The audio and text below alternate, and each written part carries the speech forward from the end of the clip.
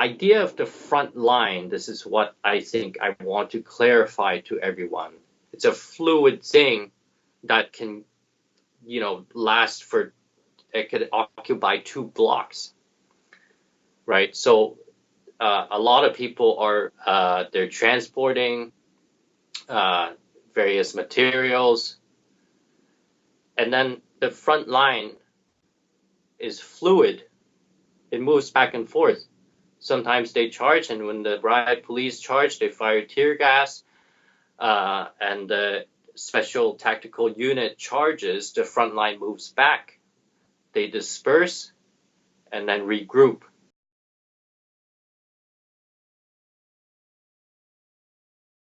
There is a surprising number of young women on the front line. The image of a very dainty, materialistic, young Hong Kong woman, that is gone. They are tough, and they can scream and yell slogans all night.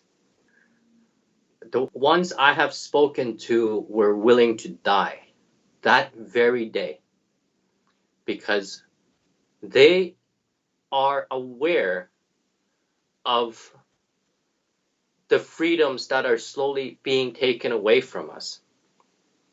Okay. And they know that without it, they don't think it's worth living. That life is not worth living.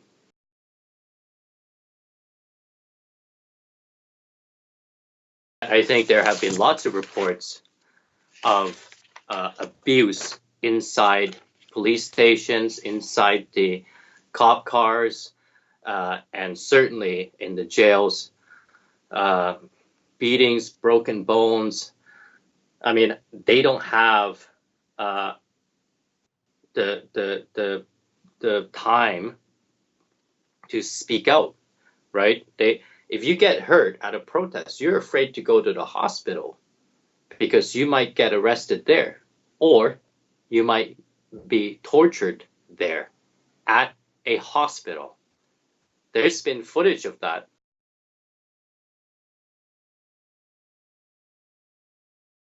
Well, there's a lot of questions in terms of surveillance technology. You saw a couple of weekends ago, the protesters took down the smart camera, the light poles. I think from what we see in China, especially in Shenzhen, we know that, traffic,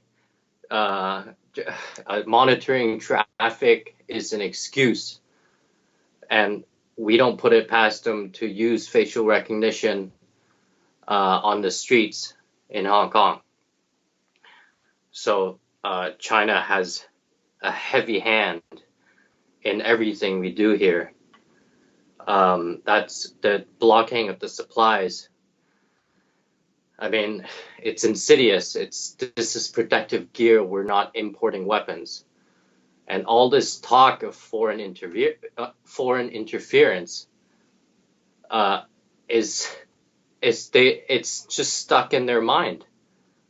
There is no CIA here. Okay, there's no MI6 here. It's local people not wanting our frontline people, our frontline youngsters to get hurt.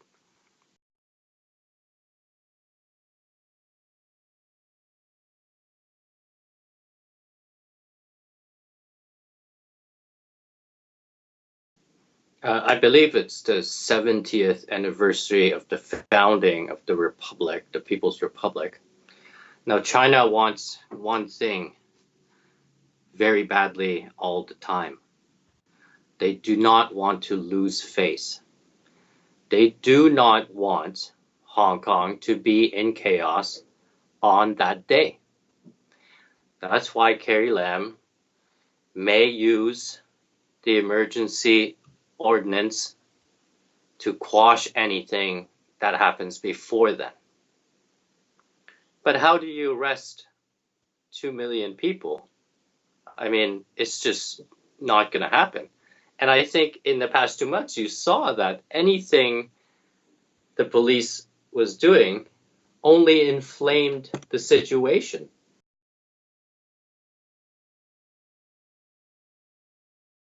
This is an incredible time to be alive in Hong Kong. I think to have the opportunity to talk to a human rights organization and recognize that it's a gift for us to witness something like this, and also to work together to tell the world, because every place thinks they're unique, and Hong Kong is no different. But in this particular moment in history, with our local history, it is a unique time, right? You read articles saying we're the only ones standing up to China.